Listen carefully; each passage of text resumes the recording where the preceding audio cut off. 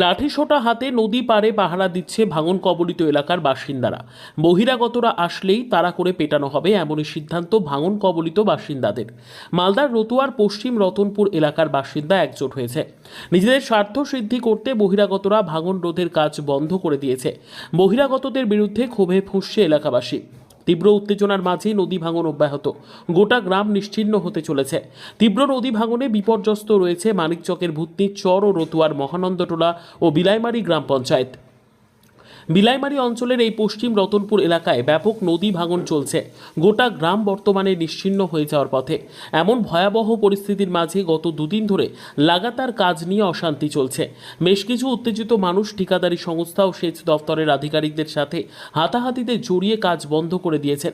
কিন্তু যারা কাজ বন্ধ করেছে সকলেই বহিরাগত। কাজ বন্ধ হওয়ার ফলে ভাঙন আর তীব্র আকার ধারণ করেছে। এমন পরিস্থিতিতে বহিরাগতদের এলাকায় ঢুকে নিজেদের স্বার্থসিদ্ধি না করতে পারে তার জন্য লাঠি হাতে গ্রাম পাহারা দিচ্ছেন এলাকার বাসিন্দারা।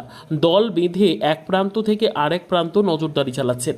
কোনোভাবেই বহিরাগত ঢুকে মানুষকে উস্কানি যাতে না দিতে পারে সেটাই লক্ষ্য